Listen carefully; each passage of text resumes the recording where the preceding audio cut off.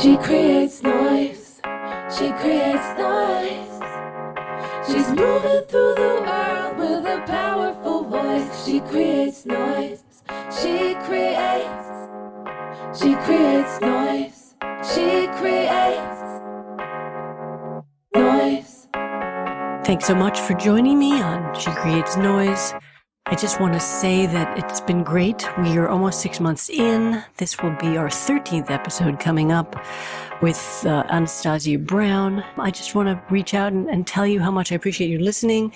It was very fun doing this. I actually was impressed with the very beginning. We had a ranking of top 50 music podcasts in the UK, which was kind of great. I'm going to be finishing up next week with Valerie June. Just hope you'll come back to join us in the new year, and I'll tell you more about who's coming up in the second season. I just want to thank you and kind of preface this next episode with my appreciation.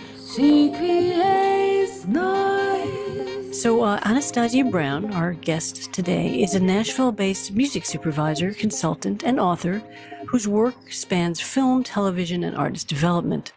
Her supervision credits include major films and series such as August Rush, I was in that movie, Footloose, The Shack, I Saw the Light, and Tell Me Your Secrets. She's also produced many more as well. She's also produced the acclaimed documentary For the Love of Music, The Story of Nashville. Earlier in her career, Brown launched the career of Keith Urban and worked with icons including Sting, Waylon Jennings, Leon Russell, and Peter Frampton as partner to Miles Copeland. She told me a little bit about her partnership with Miles Copeland. At only 26, he made her a 50-50 partner, which was pretty cool and pretty, modern thinking of him. And this was, maybe 20 some odd years ago. I don't know exactly how long ago. Anyway, as a judge and talent scout on the USA Network, Nashville Star, she helped discover artists such as Miranda Lambert, Chris Young, and Casey Musgraves. She's also the author of Make Me a Star, a guide for aspiring musicians now being updated as The Making of a Star. Honored with the Nashville Trailblazer Award, Women of Influence Award, and named to Music Row in Charge, Brown continues to create groundbreaking opportunities at the intersection of music, film, and television, while championing Nashville's creative presence on the global stage. Please welcome Anastasia Brown. Nice to be here with you. Nice to be on this great podcast. Oh, yeah, thanks. I'm so glad you're here. You've worn so many hats: music supervisor, consultant, author. What first drew you into the world of music and entertainment? And what was your biggest breakthrough moment? How I got into it is my dad was an Episcopal priest, and I sang in all of his choirs. And I loved singing. In high school, I started a Pat Benatar cover band, and I had that range. Wow. And I played keys. And then went to University of Florida, started a band called What the Funk, and I played keys and sang. And I kind of realized throughout those two minor league processes is that I loved finding the musicians, picking the songs, getting us a gig, getting a buzz on the gig. But then when I was on stage singing lead to a tiny little crowd, I'm sure, homecoming dances, I didn't enjoy that part. But I was learning what I did enjoy. And I always call that God winks. Whatever you get, your heart gets going pitter patter about, or what you out of the bed in the morning, you're like, oh, I get to do this today. That's a God wink. And that's where you're going in the right lane. And so I just always look for those. And I realized live performances was not God's plan for me, but there's everything around it that is. Yeah, well, that's lucky for you. So many people are performers for years and years and kind of don't figure out that that's maybe not the best thing for them to do. Yeah, exactly. But lucky because you've done so many things. Well, it did help me communicate, those experiences with choir, playing keys, rehearsing with bandmates did help me in the future. That's for sure. I think getting behind the scenes and seeing how it really happens could help you help artists. Yes, exactly. What's funny is I still want to ring the bell. I still have so much more to do. I think getting Keith Urban a record deal was definitely a way I knew I was going in the right direction, even though pretty much everyone in 1993, not a lot of people were believers, which I was really confused about because, I was partners with Miles Copeland, and he's IRS Records, The Police, three-piece. So Keith was in the ranch with the three-piece, and I saw him at the Bluebird Cafe playing in 93, playing an electric guitar, sitting on his amp. And I was like, what is this? I've never seen this in my life. And I called Miles. I said, Miles, fly to Nashville from wherever you are. And Keith and Peter Clark and Jerry Flowers came over to our office, catty corner to Waylon Jennings when I signed him to our record deal. That was a cool moment too. And so Keith and Peter and Jerry just jammed in our lobby, and Miles felt the same way I did. And we signed him and invested a lot of money in him and got him 2 record deals and the same agent with CAA he's with, Darren Murphy. And when Miles and Sting parted ways and I was getting married, Miles and I just kind of decided to shut down. He retired and I was like, okay, I think I'm going to pivot. That's how I got into music supervision. I've fallen in love, building a house, getting married.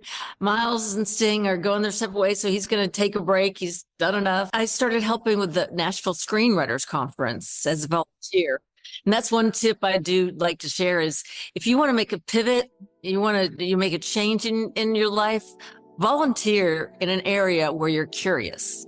So I volunteered with this Nashville Screenwriters Conference. There was screenwriters and producers and directors, and they love Nashville because we love songwriters.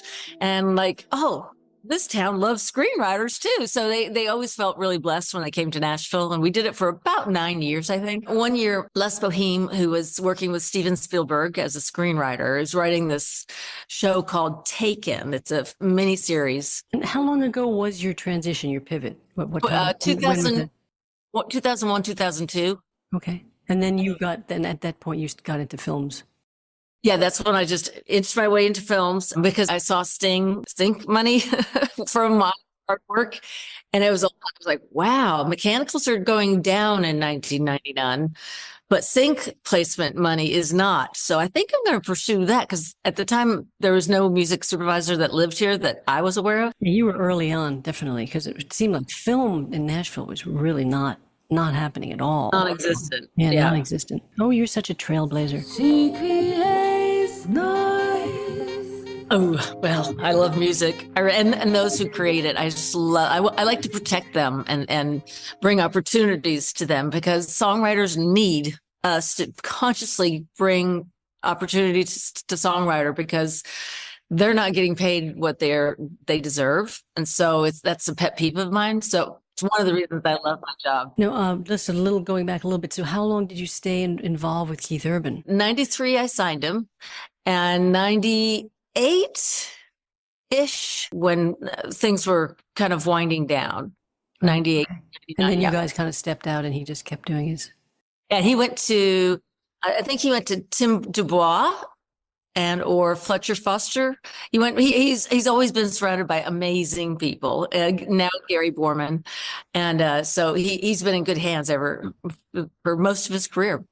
That's a talent in and of itself. I've worked with Chris Rodriguez many times, who played guitar for him a long time, and oh yeah, he's amazing. Yeah, lovely person. At the Screenwriters Conference, Les Boheme was one of the founders, and Right. he asked me, would you ask Emmylou Harris to record my end title? And I said, if you hire me as your music supervisor, I will ask Emmylou Harris. And I said, but it's not appropriate for me to ask Emmylou Harris since I'm not working on your series.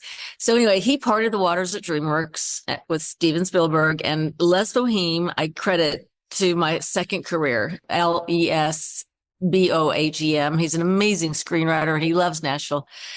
He did it and I got it. And then I was kind of like the dog that caught the bus. I was like, oh, how do I do this job? But I did call a lot of experienced people. And thankfully, knock on wood, I did not drop a ball. We had a limited budget for a 10-part episode. I was just exploring, like, how can I fit Doris Day and Jackson Brown and Emmylou Harris all in this budget?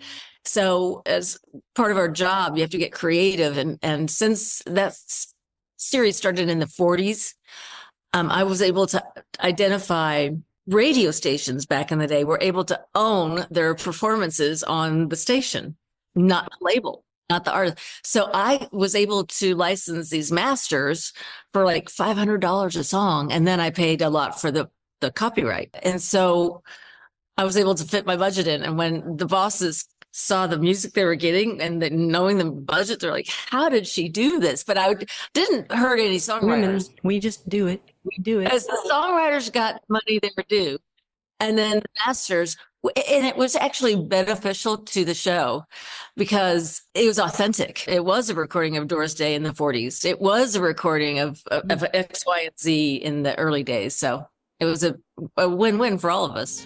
She creates noise.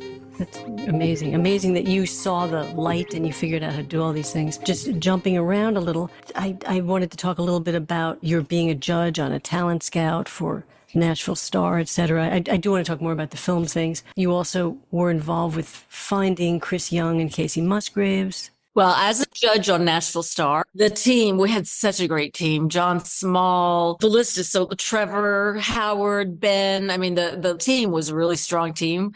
So I would never take credit. Of course, it's a group thing. Yeah. But I do remember one thing, because having worked with like unique and authentic artists like Keith Urban and like Waylon Jennings and Leon Russell. And I helped exploit Sting's catalog here in Nashville, got him 3 cuts. One went number 2. So having worked with real, true, authentic artists that were also musicians, I could identify a talent before the world could, or not all the world, but a lot of the world. And my gut will tell me, oh, that was the question. So how do you know? it's a gut. Yeah. Same with Keith Urban. No one had to tell me, oh, he's going to be a huge star. No one had to tell me. I knew in my heart and my gut. And so when Casey performed, I said, you're amazing. You're literally incredible. And you are going to have a long career, but it's going to take you about 10 years. And that was in 2007. And I think she had her first hit in 97. So it was really close to what I said, but I encouraged her, don't change, stay unique, stay yourself, and you'll soar for the rest of your career. She creates noise. They do say that in Nashville, that it's a 10-year plan. Is that true? Yeah. 10-year town, yeah. 10-year town. It's not so true in pop music. I mean, things can happen really fast. Right, yeah. Or not happen at all. But the 10-year thing, it almost seems like it's a rule down there. Like, don't expect anything to happen because we're not going to let you happen sooner than that. Well, it's not that so much. I don't think I have a different theory. I think the talent here is so high. The level of talent is so special. Of like, you walk down Broadway and you'll trip over so many amazing artists all in one night. So the competition is so fierce in Nashville for singer-songwriters and musicianship. And as you know, as we all know, the more experience you get, the better you get.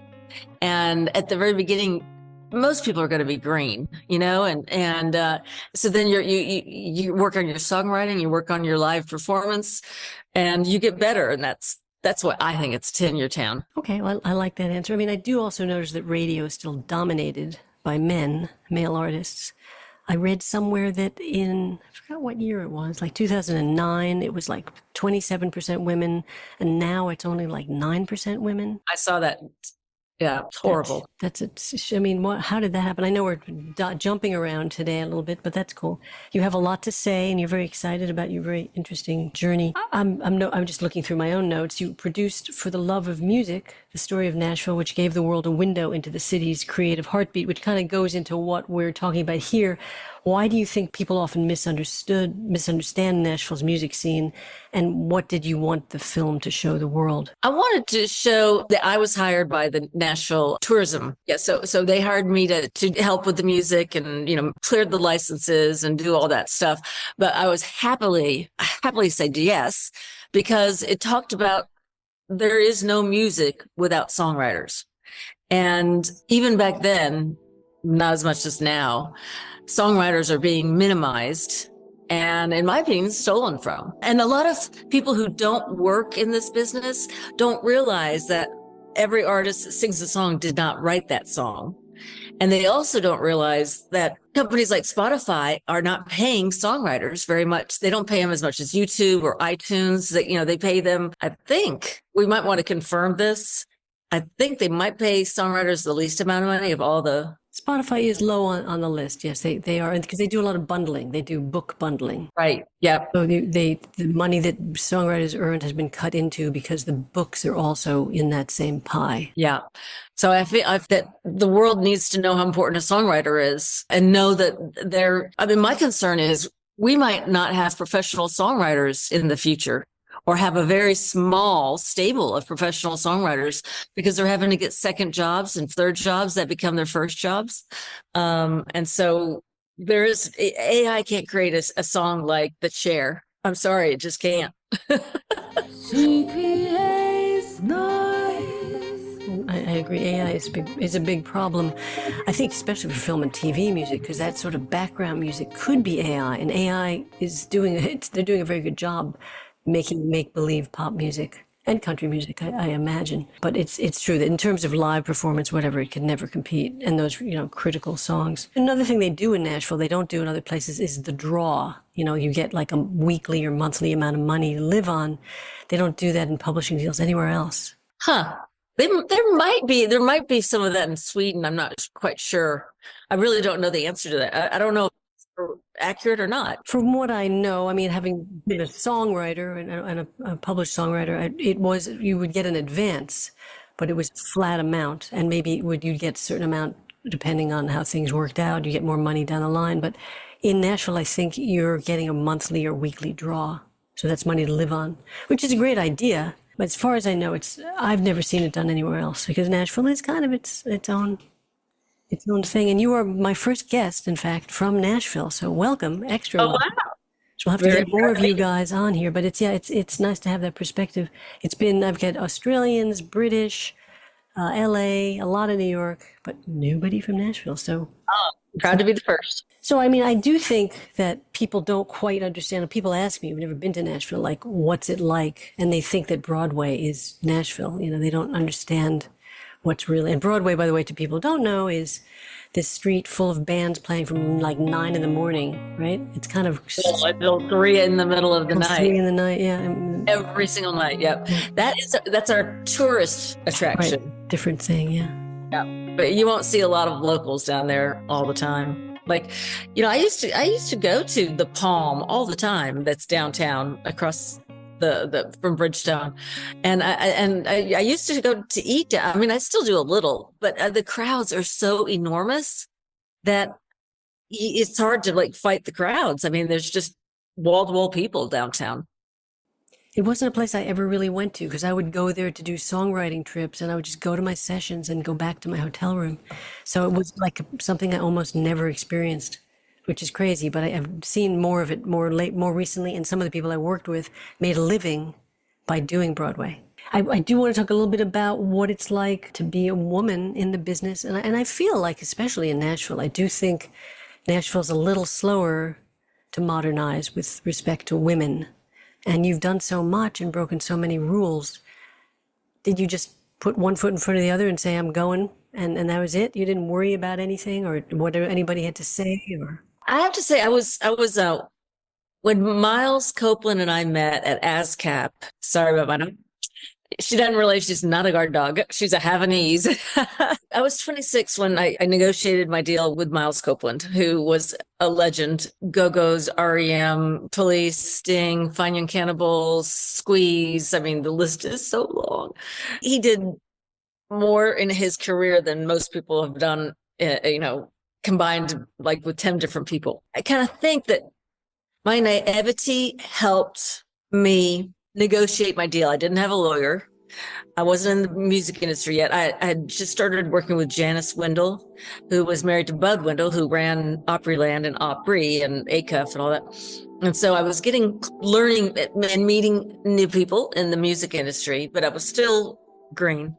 And I didn't know Miles was looking for someone to run his Nashville office, and because he had a Paris office, a London office, and an LA office, and he was looking for someone. And most people suggested to him road managers, and he said, "No, I kind of want to mentor someone that can think out of the box like me. Like sometimes if you've done something so many times, that's the only way it should be done.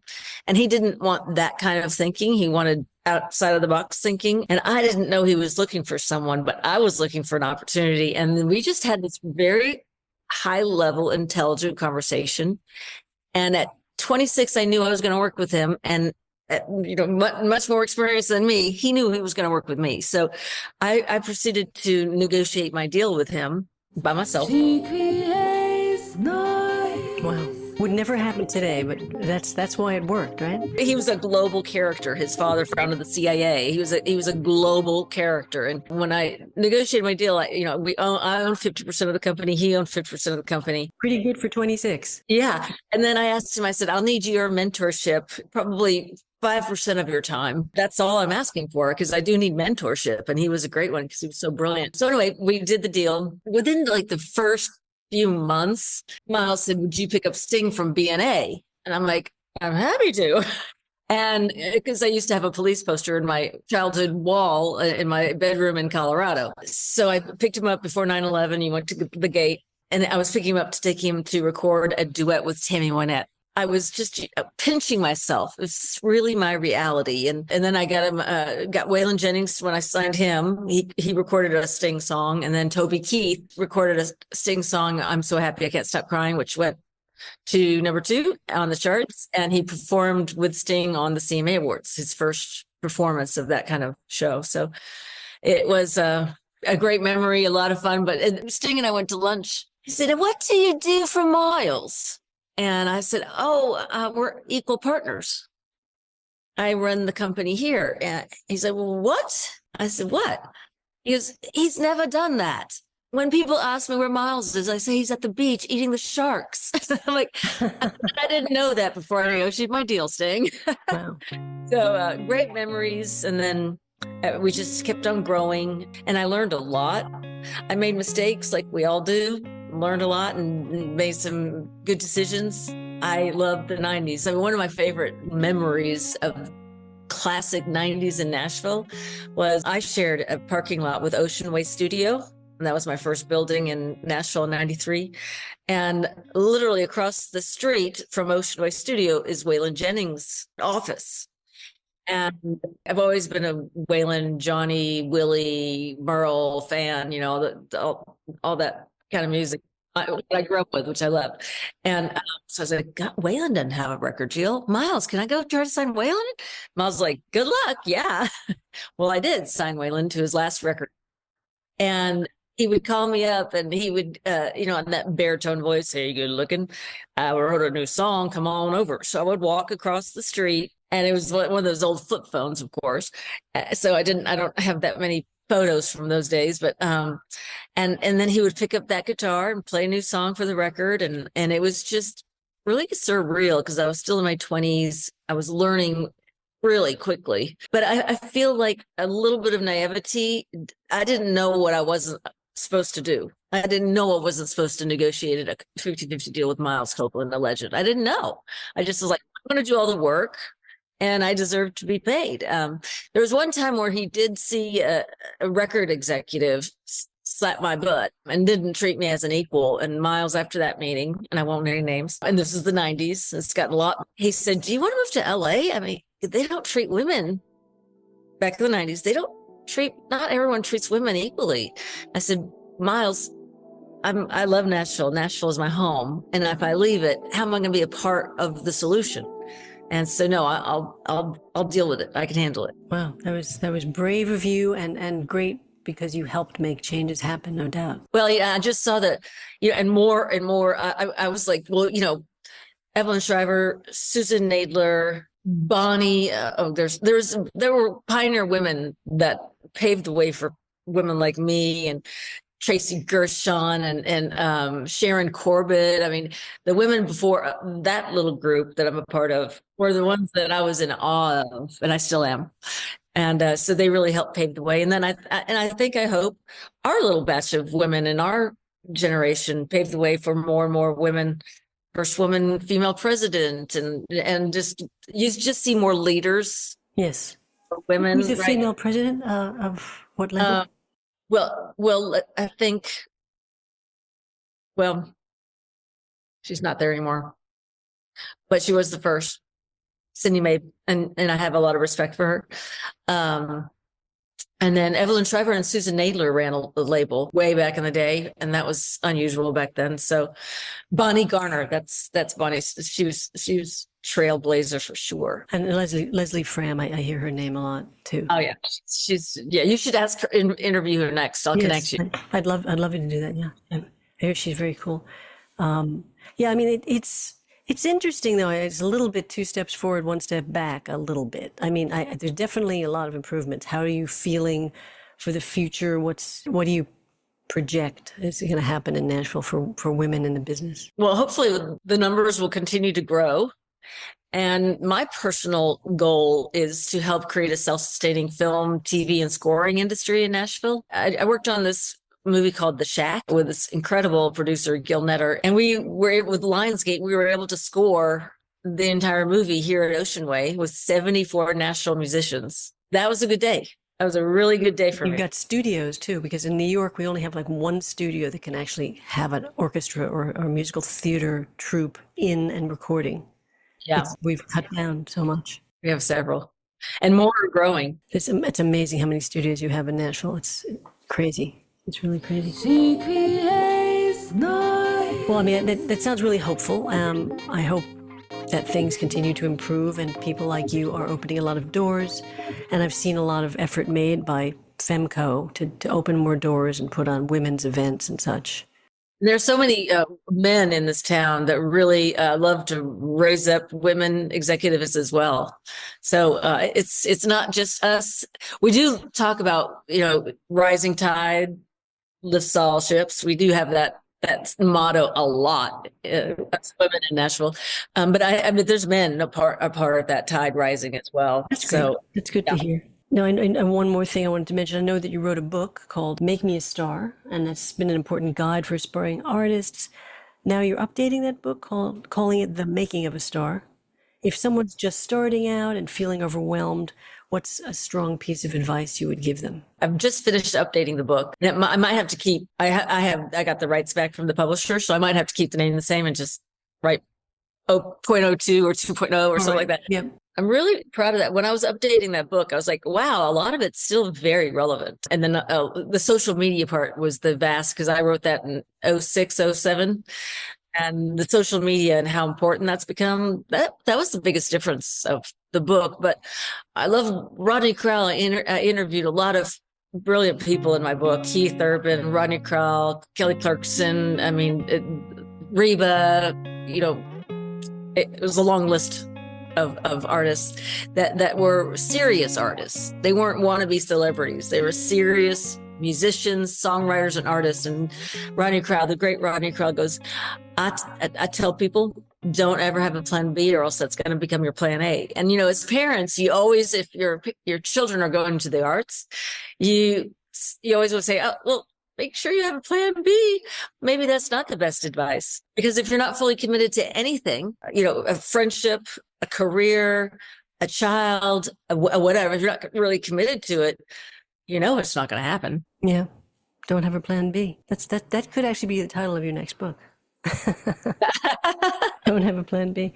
I'm going to write my life story, my next book. It's, so interesting to hear all the things you've done. I mean, you and I think met some years ago, but it was a while ago, and I haven't followed your amazing career, and so nice to just kind of come up to date and hear all the things you've been doing. And I know that you recently started a podcast. If you want to talk about that a little bit or whatever. Sure, yeah. Share. Yeah. I started a podcast because sadly I lost my son, 30-year-old son, 2 years ago. It's just unimaginable, really. And I heard from so many people, there are no words. And they're right. There are no words. And then I went to on-site for Life After Loss, and 50 parents who have lost children get to go for the best therapy in the world. And they help you with, the loss of a child. And I went to that Life After Loss under a year after losing my only child. I didn't feel like the elephant in the room. When you're a mom and you lose a child, hopefully you don't know that feeling, but everywhere you go, you feel like you're the elephant in the room, and people look at you with sad eyes, and you can't really talk about it because it's, that's the one thing. I'll never forget. I was at this fundraiser or something, and a lady I just met was sitting next to her grown son. She's like, "So tell me about your children." And right after my son had died, and when I finally ventured out of my house, and it was the first time someone asked me that question. And I said, "Oh, he just died," and the entire table went silent. And I'm like, but I didn't want to lie. It was sadly my truth. So I went to a grief group with other moms who have lost children. And we were talking about what it feels like. And there was two moms that lost their children. This first meeting, I was not even a year in. And that first year and second year, brutal. And there are two moms that had lost children more than 20 years ago, and they started bawling. And they said, "We've never had a place to actually talk about this. We stuff it and pretend it never happened because it's too painful." And now I finally have a place to talk. So Don Huey and Valerie, Alan Bienes, who's a photographer, we decided to create a podcast called There Are No Words, But We Have a Few. And so we filmed the first 5 episodes, and we released the first one last week. And it's very DIY in my house. And we're learning as we go. And right now we're just establishing our stories. And then we want to bring in, for future podcasts, we want to bring in other voices, experts, other parents, and we want to build a community where we can actually talk about the worst thing that could happen to a human being. Sounds very meaningful, and it's, I will definitely check it out. Sounds. Yeah, go to YouTube, but just put in "There Are No Words, But We Have a Few" with no comma, all one, and there it is. So are you going to put it on Amazon, etc., or Spotify? Yeah. We want it everywhere, but we're learning as we go. Learning as you go. Well, I'll give you some advice on all that if you're like. Oh, yes, please. After we finish this, thank you for sharing that. That's a very smart therapeutic thing to do for this kind of a terrible experience, terrible loss. You have to turn it into purpose. Yes, very impressive. I just appreciate you being here so much. I think there's so many takeaways for anyone who's aspiring in the business, and anyone in Nashville who wants to see someone who just went straight ahead and did it. It's amazing and impressive. Yeah, block out the no's. Right. And the noise also.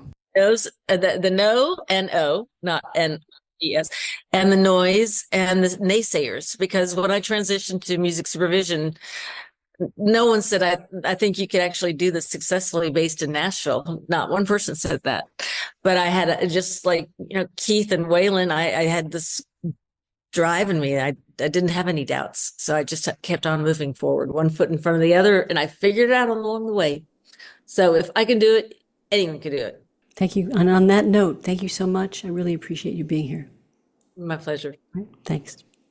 She creates noise.